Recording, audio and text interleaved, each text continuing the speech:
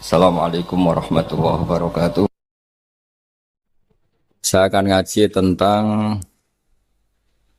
betapa mudahnya berbuat baik dan betapa mudahnya bersosialisasi yang jadi kebutuhan sosial masyarakat.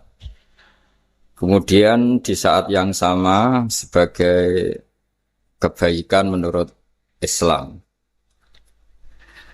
Ini saya baca kitab yang sangat otoritatif, yaitu kitab Sahih Muslim, di mana kita tahu dalam Islam, pegangan ahli sunnah wal jamaah, juga pegangan ulama seluruh dunia adalah Al-Kutubus Sittah, kitab 6, diantaranya yang hadis Bukhari Muslim. Di sini ketika Nabi ditanya tentang beberapa kebaikan, yaitu dari pertanyaan Ayul A'mali Afdol, amal apa yang terbaik? Di antaranya Nabi menyebut sekian, iman billah, iman kepada Allah Ta'ala. Kemudian ini yang penting dilakukan semua pemimpin, oleh bupati, oleh wakil bupati, oleh seluruh pemimpin, baik struktural maupun kultural, maupun pemimpin kecil, yaitu di keluarga, yaitu Nabi ngendikan di antara misi Islam adalah memperdekakan budak. Kemudian ada yang lagi tanya lagi, fa'illam af'al. Lalu dari sekian kebaikan yang butuh biaya itu saya tidak mampu melakukan ya Rasulullah. Kalau nyumbang masjid saya tidak mampu. Kalau berbuat bikin fasilitas umum saya tidak mampu. Ada yang sekian pertanyaan dari sahabat, kalau misalnya kebaikan yang butuh biaya kami tidak mampu, termasuk di sini disebutkan kemampuan berhaji, kemampuan zakat, kemampuan sedekah. Kalau semua itu kami tidak mampu ya Rasulullah. Kata Nabi, tu'inu soni'an aw tasna'u li akhrat. Ini di Sahih Muslim di bab iman dengan judul Babu Bayani Kaunil Iman Billah Afdalal A'mal. Kalau saya tidak mampu semua melakukan itu ya Rasulullah, yaitu melakukan kebaikan yang butuh biaya. Kayak bangun masjid, bangun jalan, bangun fasilitas-fasilitas publik. Tu'inu soni'an aw tasna'u li akhrat. Tu'inu nulungi sira soni'an ing wong sing ahli sun'ah, ahli kreatif atau ahli, kalau orang sekarang itu bilang dia pekerja. Dia pekerja rumahan atau production house atau apa saja. Aw tasna'u li akhrat.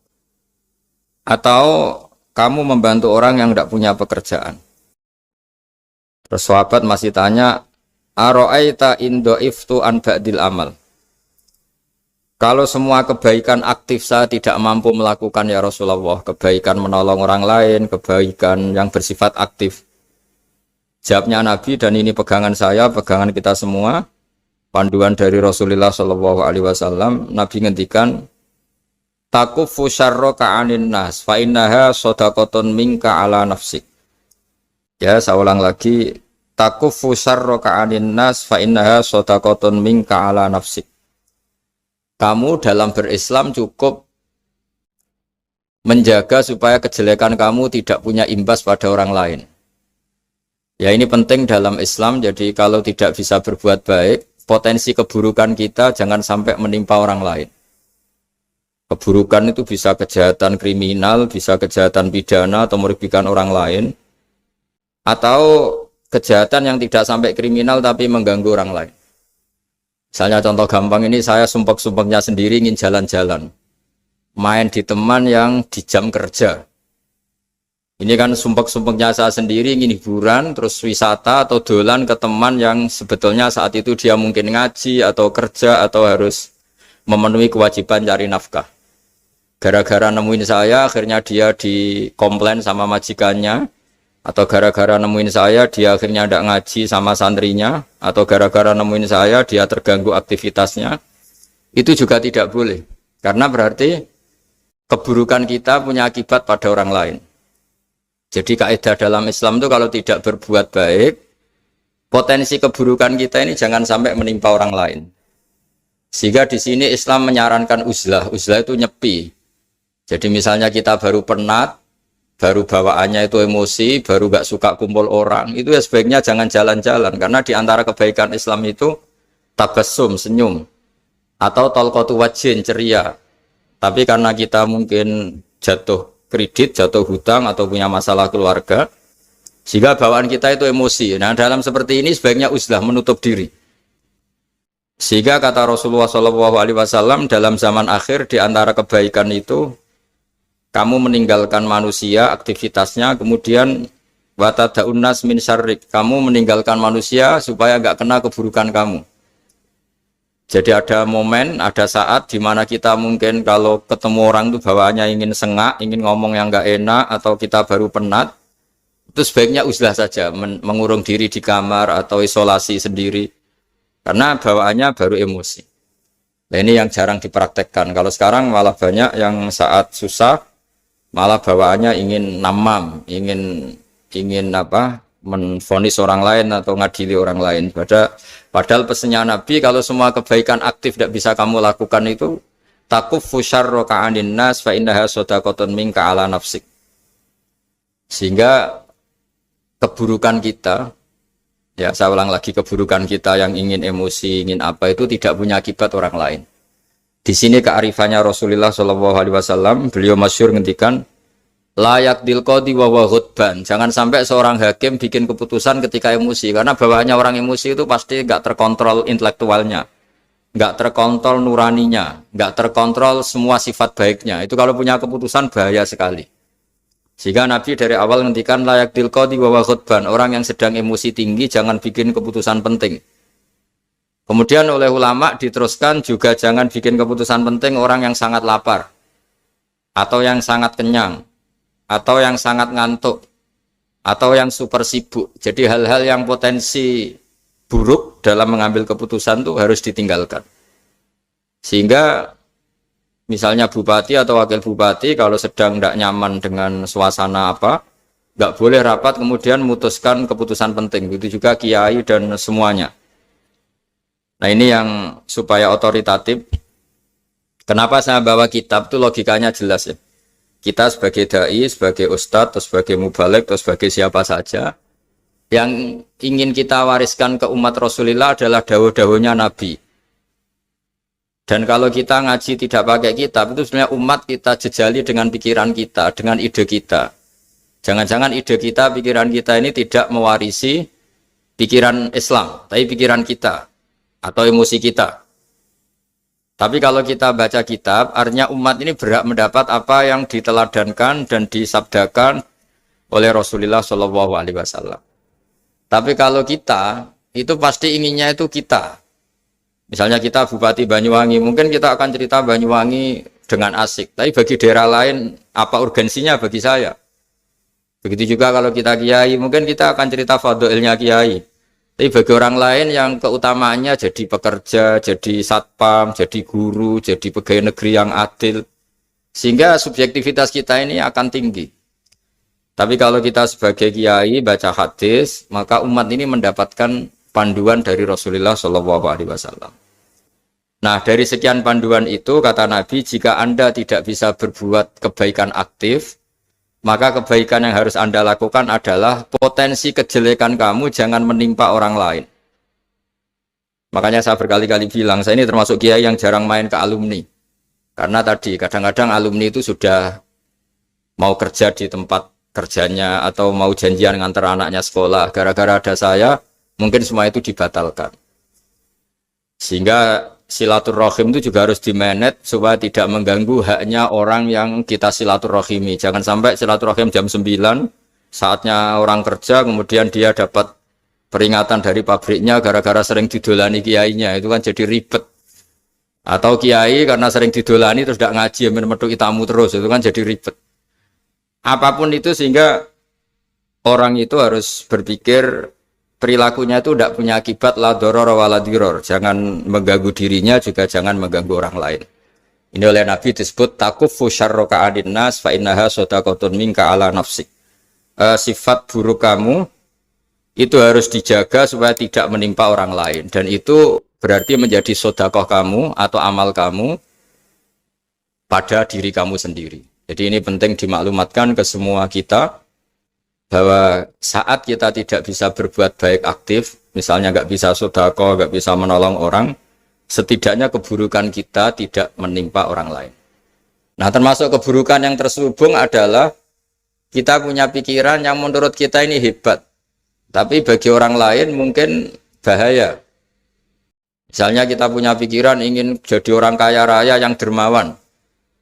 Itu artinya kan pikiran baik karena ingin jadi dermawan. Tapi artinya bayangkan orang lain tuh miskin semua butuh derma kamu. Mana mau orang lain kamu bayangkan miskin butuh derma kamu. Orang lain juga bayangkan dirinya kaya gak butuh derma kamu. Itu namanya kebaikan yang subjektif. Kamu ingin jadi kiai yang ngajarin orang banyak. Oke, itu baik. Tapi kan berarti kamu bayangkan orang lain gak bisa ngaji terus kamu saja yang bisa ngaji sehingga kamu yang ngajarin. Ya sudahlah, kebaikan itu udah usah muluk-muluk seperti itu. Jadi apa yang ditakdirkan kita jadi bupati ya jadi yang baik, menolong pekerja-pekerja yang baik. Saya kemarin diceritain banyak oleh Mas Anas aktivitas Pemda Banyuwangi yang menolong banyak orang, juga masyarakat juga saling menolong dan seterusnya dan terusnya. Jadi ini jelas maksud saya supaya bupati dan semuanya pemimpin melakukan kebaikan itu berdasar panduan dari Rasulullah SAW, di mana di antara aturan yang dianjurkan beliau adalah aktivitas kita sebagai manusia adalah tu'inu soni'an au tasna'uli akhraq. Ya, saya ulang lagi, saya ulang teks hadisnya secara lengkap supaya dapat berkahnya Rasulullah SAW. Ada beberapa pertanyaan dari sahabat, ya Rasulullah, jika saya tidak bisa berbuat baik yang berbiaya atau tidak bisa berbuat baik yang aktif, apa yang saya harus lakukan? Nabi ngendikan tu'inu shani'an aw tasna'ul asra. Kamu membantu orang yang bekerja atau kreatif, orang-orang yang kreatif atau pekerja apa saja kamu bantu dan bantu orang yang tidak punya pekerjaan. Terus ditanya lagi, qultu ya Rasulullah ara'aita in dha'iftu an ba'dil amal. Bagaimana kalau itu pun saya tidak bisa ya Rasulullah? Terus Nabi ngendikan tafukufu syarraka anin nas fa innaha shadaqatun minka ala nafsik. Yang penting keburukan kamu tidak menimpa ke orang lain dan itu bagian dari sedekah kamu. Nah, perlu saya ingatkan ke semua kita lah. Makanya pentingnya membaca umat Islam dengan ilmu usul fikih. Saya berkali-kali bilang, jika ada seseorang tidur, itu jangan kamu baca sebagai tidur yang meninggalkan tahajud, meninggalkan sholat qiyamul lail, meninggalkan wiridan di malam hari. Tapi juga bacalah saat itu dia tidak dugem, tidak maksiat, tidak narkoba. Sehingga barokahnya ilmu itu ada respek pada umat Islam yang tidur. Karena tidur itu juga ada fungsi meninggalkan sekian maksiat, sekian kriminalitas. Tapi kalau kita kulino tidak baca dengan ilmu, maka melihat orang tidur itu ya kayak meninggalkan tahajud, meninggalkan wiridan, meninggalkan qiyamul lail. Sehingga bawaannya kita ini akan kurang respek. Tapi kalau kita membacanya dengan ilmu, orang yang tidur di malam hari, maksudnya ya sudah sholat isya, itu ada sekian potensi maksiat yang dia tinggalkan. Dia tidak merasani orang, tidak adu-adu orang di medsos, dia tidak dugem, tidak meninggalkan. Pokoknya ada sekian kebaikan dalam saat tidur itu. Ini barokahnya ilmu. Tanpa ilmu kita tidak bisa respek seperti ini. Karena bawaannya akan, oh ini malam-malam tidak tahajud, tidak wiridan, tidak apa. Tapi kalau kita dengan ilmu, itu akan membaca dengan tidur, artinya orang tidak maksiat, tidak dugem, tidak ngerasain orang, tidak ngata-ngatain orang. Nah di sini sadaqallahul azim ketika ngendikan wa min ayatihi manamukum billaili wan nahar. Termasuk ayat Allah itu orang tidur. Maksudnya tidur yang dengan dimaknai positif tadi, bisa istirahat, bisa meninggalkan maksiat, bisa apa-apa. Nah ini di sini hebatnya Rasulullah SAW ketika beliau memandu kebaikan. Di antara kebaikan itu apa? Takufu syarroka anin nas fa innaha shadaqatun minka ala nafsik. Kamu, potensi buruk kamu atau keburukan kamu jangan sampai menimpa pada manusia, pada orang lain. Dan itu bagian dari sedekah kamu. Ya, saya mohon maaf sama Bu Bupati, sama semua Pemda, sama Wakil Bupati karena saya tidak bisa lama-lama. Saya punya wadifah. Tadi ini pun sudah ngurting ngaji saya karena saya harus ikut ngaji di sini. Dan mari sama-sama berdoa. Al-Fatihah. Jadi status kehambaan ini kita mantapkan dulu. Jangan ada status lain kita di depan Allah kecuali status kehambaan. Saya punya analogi dan itu saya ulang-ulang karena di antara ciri Quran itu mengulang-ulang sesuatu yang harus jadi pegangan. Saya ulang lagi, di antara ciri Quran itu mengulang-ulang sesuatu yang jadi pegangan. Jika kita belajar ilmu fisika atau ilmu apa saja, maka kita akan bicara materi sesuai statusnya. Jadi kita harus latihan untuk iman kepada Allah. Saya tanpa mengurangi rasa hormat, saya memberi contoh begini ya. Ini jam, materinya dari besi. Ini kertas, materinya ya kertas. Tentu secara fisik, orang akan bilang jam ini lebih kuat timbang kertas. Dan itu pasti dibenarkan dari segi materi. Tapi kalau Anda beragama dan Anda tahu bahwa pengendali alam raya ini Allah Ta'ala, maka kamu akan bilang, terserah Gus Baha. Gitu. Bisa saja jam ini saya punya niat saya hancurkan, kertas yang lemah ini saya simpan. Sehingga jam tangan ini 5 menit lagi saya hancurkan sehingga benar-benar rusak. Sementara kertas ini saya simpan sampai bertahun-tahun awet. Nah, kira-kira seperti itulah ilmu manusia. Sesuatu yang kita sangka kuat, ternyata Allah punya rencana menghancurkan itu. Dan yang kita sangka lemah, ternyata Allah punya rencana untuk mengabadikan itu. Nah, di sini pentingnya iman, lahu maqalidus samawati wal ardh. Hanya Allah yang mengendalikan semua. Jadi jangan mentang-mentang kita punya ilmu bahwa materi besi itu lebih kuat timbang kertas, terus kita pastikan bahwa besi lebih awet ketimbang kertas. Kita sisakan satu keyakinan, terserah Allah, terserah pengendalinya. Nah itu agama, bilang terserah pengendalinya itu agama. Ya mungkin tadi aja problem sinyal, saya ulang lagi. Ibarat saya ini megang jam tangan, yang materinya dari besi. Ini kertas yang materinya lemah. Tentu kita akan bilang bahwa jam atau besi lebih kuat ketimbang apa? Kertas. Tapi Anda salah. Anda harusnya ngomong bahwa terserah pengendalinya. Bisa saja saya punya rencana menghancurkan besi ini sehingga 5 menit lagi hancur. Dan saya ingin mengabadikan kertas ini saya simpan di tempat yang aman. Nah kira-kira agama itu bukan anti ilmu. Sehingga agama boleh kamu mengatakan besi ini lebih kuat ketimbang kertas. Tapi harus kamu tambahi dari segi materi. Tapi kalau dari segi pengendalinya maka kita jawab terserah Allah Subhanahu wa ta'ala.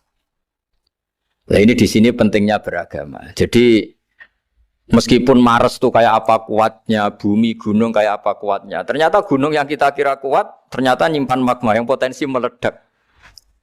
Yang gunung kecil, yang kelihatan dari pasir kecil yang tidak berdaya, ternyata nggak nyimpan magma, jadi nggak direncanakan untuk diledakkan.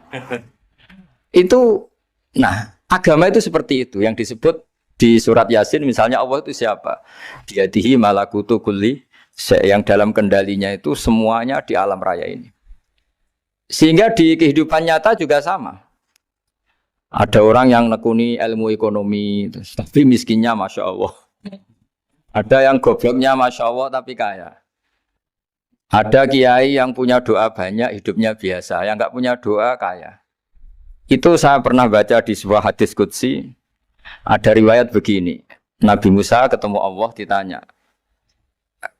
Limadza kata Allah. Kenapa saya memberi rezeki orang yang bodoh? Mak itu orang yang bodoh sekali. Kadang tak ciptakan dia jadi orang kaya. Dan yang pintar ekonomi kadang tak ciptakan jadi orang miskin. Si Nabi ini tanya, kenapa ya Allah? Supaya dia tahu yang mengendalikan rezeki itu saya, bukan ilmunya dia. Katanya. Jadi banyak orang, misalnya kita yang pintar, dipekerjakan orang yang nggak pintar. Yang punya pabrik tidak pintar, mengerjakan orang yang pintar. Jadi ya kira-kira agama itu seperti itu. Sehingga dalam kita beragama itu yang paling ditekankan itu tawadhu. Tawadhu itu merasa sopan atau memang sopan betul. Kalau dalam Ihya disebut sekiranya Anda tidak bisa tawadhu secara rasa, tawadhulah secara ilmu. Saya ulang lagi ya, sekiranya Anda tidak bisa tawadhu secara rasa, tawadhulah secara apa? Ilmu. Karena ilmu itu akan abadi. Saya beri contoh begini. Saya ini kan misalnya kiai di kampung saya atau di kecamatan saya. Saya mungkin bisa merasa hebat karena saya tokoh di sini. Tapi pastikan sebelum ada saya yang bernama Baha ini, agama sudah jalan. Dan di daerah lain yang nggak kenal saya juga agama sudah jalan. Betapa tidak pentingnya saya di kawasan-kawasan yang nggak butuh saya atau di era yang sebelum ada saya. Nah dengan ilmu seperti itu orang pasti tawaduk karena dia tahu daerah yang nggak ada saya ternyata ya ada masjid, ada agama. Periode yang sebelum ada saya juga agama jalan. Sehingga kita tidak kumo luhur, wah kalau nggak ada saya agama nggak jalan. Zaman Wali Songo nggak ada saya agama ya jalan. Ekonomi juga gitu. Kalau Anda pakar ekonomi yang mensejahterakan rakyat, cara tawaduk itu kalau nggak bisa dengan rasa, dengan ilmu. Sebelum ada kamu banyak orang kaya. Banyak orang yang nggak kenal kamu juga kaya. Banyak periode yang saat itu udah ada Anda juga kaya. Berarti Anda ini tidak siapa-siapa. Makanya saya pernah didatangin seorang profesor, ini kisah nyata. Gus, sebetulnya saya dengan bapak saya itu pinter mana? Bapak saya itu tidak tamat SD, tapi saya bisa profesor. Saya ini profesor, anak saya naik kelas saja sudah senengnya bukan main. Setidaknya ini orang bodoh bisa menciptakan orang pinter, yang orang pinter kesulitan menciptakan orang pinter lagi. Nah, kalau kita tidak bisa tawaduk secara rasa, tawaduklah secara ilmu. Ikhlas juga gitu, saya sering ngajarkan ikhlas di beberapa kesempatan ngaji. Kalau Anda tidak bisa ikhlas secara rasa, ikhlaslah secara ilmu, pasti bisa, bukan mungkin bisa, pasti bisa. Secara ilmu. Makanya di Quran disebut fa'lam annahu la ilaha illallah. Ilmu, fa'lam itu dari kata ilmu. Saya beri contoh, saya mulai kecil sampai sekarang saya sekitar umur 50 tahun. Mulai kecil sampai sekarang itu ya bilang kalau kertas ini putih. Itu ya ada yang gaji, ada yang bayar, tapi saya selalu bilang kertas ini putih. Yang hitam ya saya katakan hitam, yang merah saya katakan merah. Kenapa? Karena itu fakta. Saya ulang lagi, karena itu fakta. Sehingga saya untuk mengatakan putih tidak perlu ada yang bayar. Sehingga ketika kita latihan sholat, latihan ibadah, dan mengakui Allah itu sebagai Tuhan kita akan malu. Loh, faktanya Allah itu kan Tuhan. Mau mengatakan fakta kok minta upah ini gimana? Kita mengatakan Allah Tuhan itu sama dengan mengatakan kertas ini putih. Sama-sama itu fakta. Sama seperti saya mengatakan Pak Jokowi itu presiden kami. Itu kan fakta. Masa nunggu kalau dikasih BLT katakan presiden, kalau enggak ya enggak. Itu kan ribet jadi. Pak Manut misalnya rektor UGM. Mbok saya enggak digaji di sana atau enggak kerja di sana bilang kalau beliau itu rektor. Pak Ganjar gubernur Jawa Tengah. Mbok saya dikenal apa enggak ya beliau tetap gubernur. Lama sekali kita mengatakan fakta itu ikhlas. Ikhlas itu artinya enggak minta apa-apa. Karena kita ingin ngomong sesuai fakta. Nah Allah Tuhan itu fakta gitu. Nah kenapa untuk mengatakan Allah Tuhan nunggu? Dah saya ini Tuhan kamu. Ya nunggu dulu Gusti, kalau engkau masukkan kami ke surga, engkau Tuhan. Kalau enggak ya enggak jadi. Itu enggak bisa seperti itu. Ya Allah tetap Tuhan. Nah, kalau Anda enggak bisa ikhlas secara rasa, ikhlaslah secara ilmu. Ilmu ya tadi kita akan selalu bilang yang putih, putih, yang hitam, hitam. Makanya ini pentingnya ilmu. Tawaduk juga gitu. Kalau Anda ditakdir orang yang GR, yang gede rumongso, ditakdir orang yang kumo luhur, secara rasa bisa dilawan secara ilmu. Ada periode di mana sebelum ada kita yang kaya ya banyak, yang dapat hidayat ya banyak, yang terpelajar ya banyak. Ada daerah yang nggak kenal kita, nyatanya pendidikan di situ jalan, sistem sosial baik. Betapa tidak pentingnya kita. Nah ini nanti memaksa kita atau melatih kita untuk tawaduk. Nah dari hikmah ilmu itu kemudian kita minta maaf sama orang lain itu mudah. Karena kita sadar bahwa adanya kita ini problem.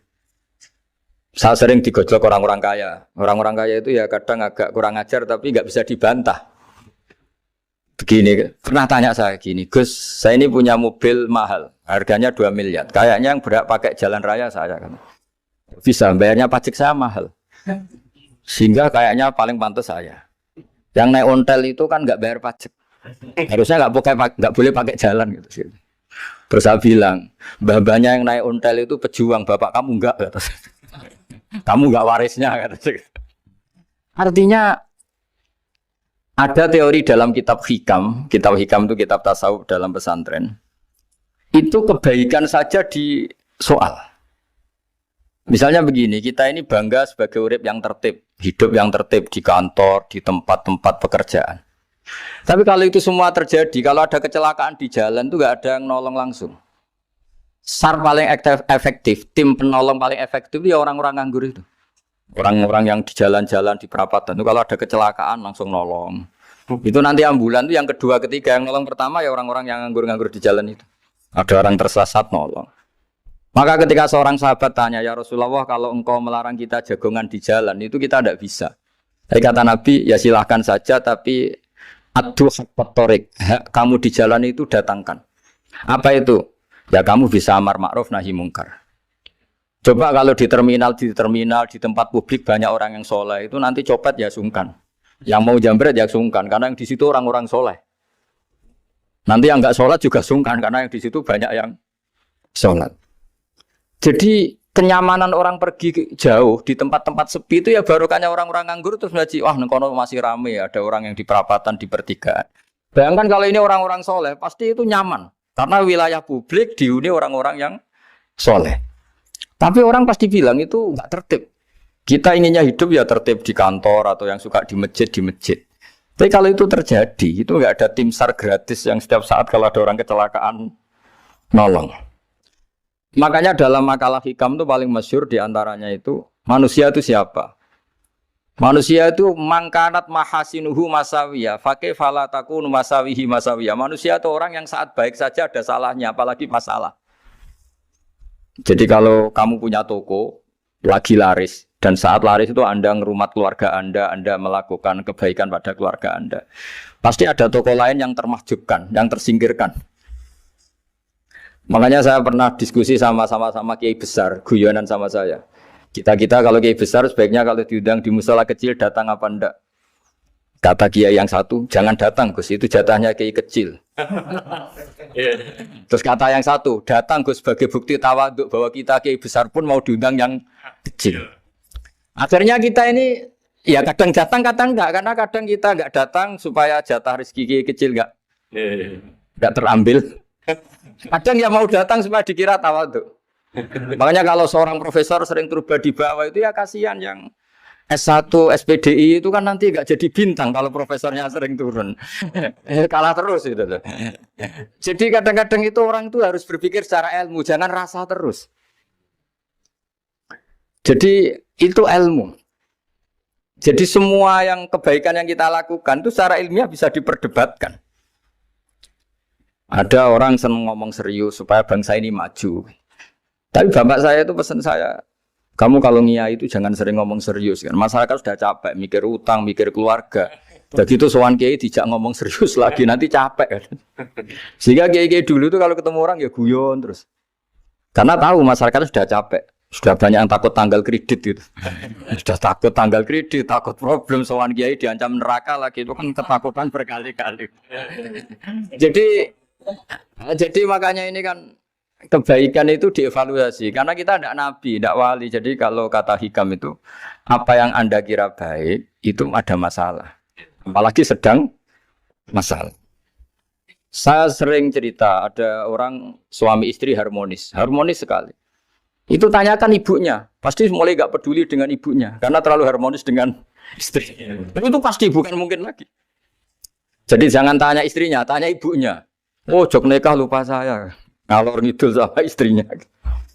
Tanyakan temannya. Wah, itu jok nikah lupa temennya. Tapi yang baik sama teman, tanyakan istrinya. Jatah belanja untuk ngopi. Begitu terus itu. Jadi siklus sosial itu.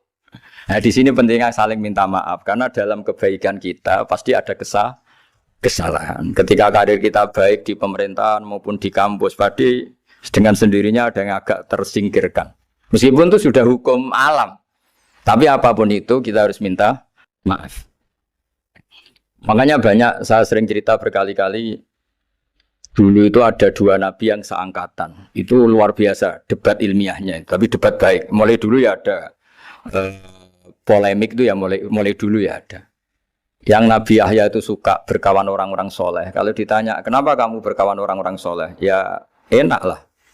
Karena berkawan orang soleh. Yang Nabi Isa sering berkawan orang-orang yang nggak jelas. Ditanya, kenapa Anda suka berkawan orang-orang yang nggak jelas? Innama ana tabibun udawil mardo. Nabi dan kiai itu ibarat dokter, ya tentu menyembuhkan yang sakit. Sakit. Kalau Anda seorang dokter, pasti neliti daerah-daerah pandemi. Masa neliti daerah sehat? Nah, jadi dulu bapak wasiat ke saya gitu. Kau nak jadi kiai kok bengkel. Jadi kiai itu kayak bengkel. Kalau nggak siap dadani orang nggak jelas ya jangan jadi kiai kan. Itu ya. Tapi kan masalahnya kita sendiri solehnya pas-pasan. Takut terkontaminasi. Jadi yang jelek bukan jadi baik. Kita yang baik jadi jelek.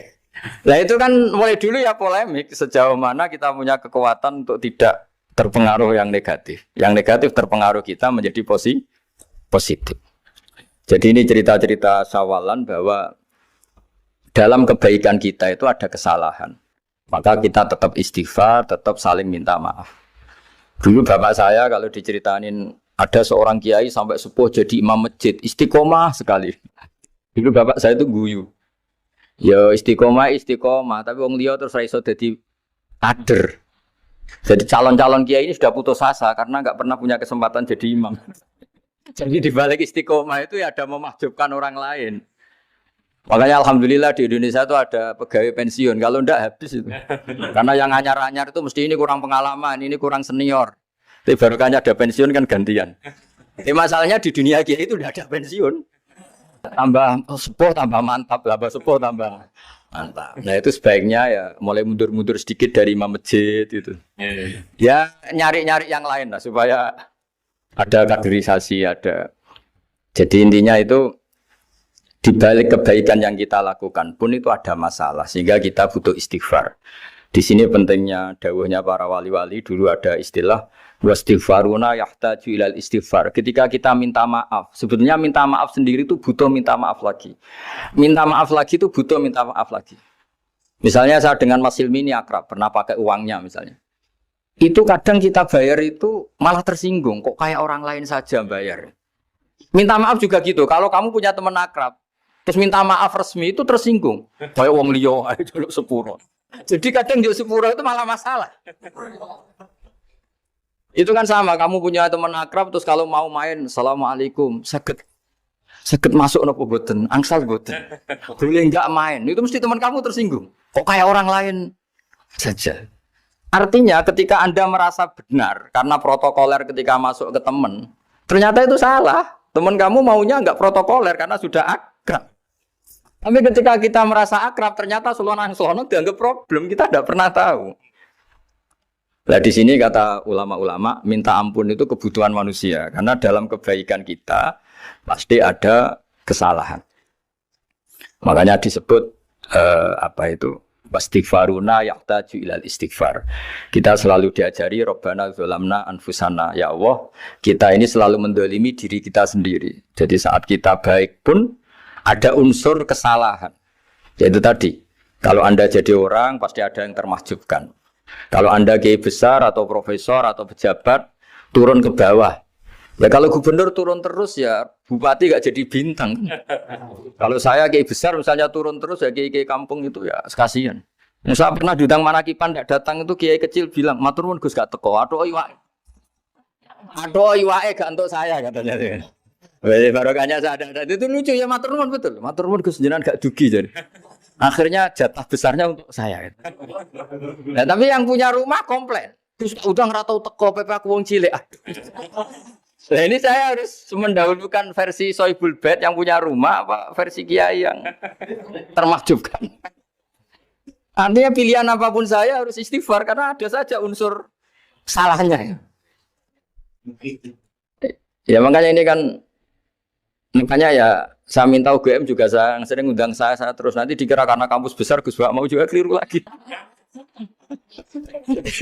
Kalau 1-2 kali mungkin boleh, kalau keseringan ya nggak boleh. Nanti itu dikira saya maunya hanya sama kampus besar, padahal saya sama RT ya sering datang juga. Nah ini yang terakhir saya bacakan teks otoritatif sebagaimana janji saya. Kata Rasulullah SAW di sebuah hadis. Ini terakhir nanti supaya nggak lama-lama saya juga punya wadhifah. Ada orang itu punya hutang. Hutang itu ya hutang, memang hutang. Singkat cerita orang itu tidak bisa bayar sampai akhirat. Dan aturannya Allah, orang yang punya hutang tidak bisa bayar ini harus diaudit, harus diselesaikan di akhirat. Kalau tidak bisa diselesaikan di dunia, diselesaikan di akhirat. Walhasil akhirnya di akhirat itu ditagih dan tidak mampu bayar. Karena di akhirat sudah tidak ada kredit, tidak ada ATM, tidak ada apa saja. Terus kata Allah, solusinya kebaikan kamu dikasihkan yang ngutangi. Ternyata kebaikan dia tidak cukup juga. Bayarnya apa? Kejelekan yang ngutangin dikasihkan yang utang. Kayak apa celakanya? Kebetulan yang ngutangi salahnya buahnya, ini kan repot. Tapi Allah itu tidak suka kalau ada orang mukmin yang satu saudara kemudian masuk neraka karena saudaranya ini. Kata Allah, jika ini masuk neraka berarti disebabkan komplain atau ketidakikhlasan temannya yang mukmin. Masa orang mukmin menyebabkan mukmin yang lain masuk neraka? Allah tidak ingin. Makanya di antara nikmatnya beragama itu ukhuwah, persaudaraan. Baik persaudaraan atas nama iman atau atas nama kebangsaan atau atas nama kemanusiaan.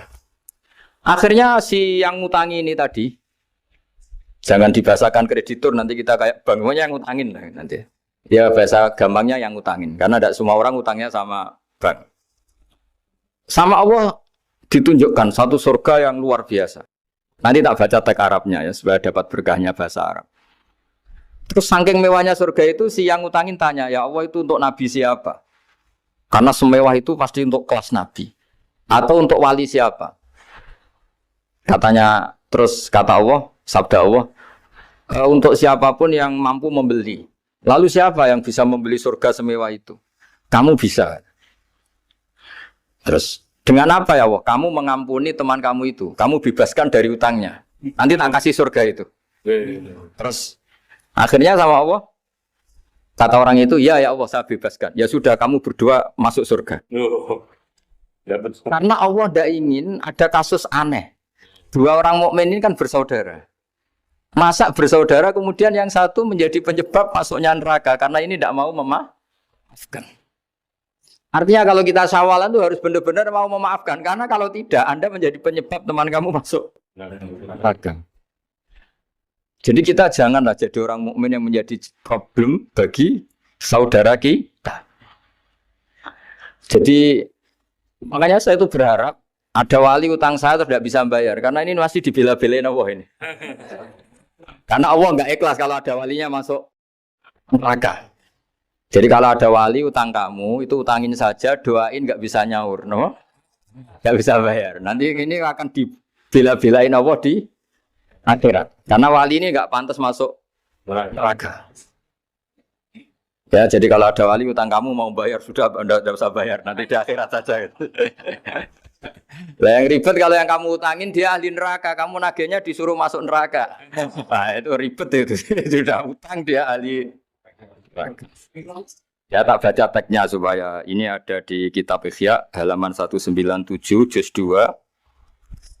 Status hadisnya waqala shahihul isnad. Kata Imam Hakim hadis ini shahihul isnad. Saya baca Arabnya nanti insyaallah sebagian ya supaya kelihatan teks aslinya di bab hukukul muslim. Bainama Rasulullah sallallahu alaihi wasallam jalisun izdhika hatta badat sanayahu. Nabi ketika santai-santai duduk tahu-tahu tertawa sampai gigi depannya itu kelihatan. Jadi tertawa sangat sampai gigi depannya kelihatan. Yang notabene beliau sering hanya senyum, kali ini tertawa betul sampai gigi depannya kelihatan. Faqala Umar radhiyallahu anhu ya Rasulullah bi abi anta wa ummi malladhi adhakaka. Apa yang bikin kau sampai tertawa seperti itu? Qala rajulani min ummati jasaya baina yaday rabbil izzah.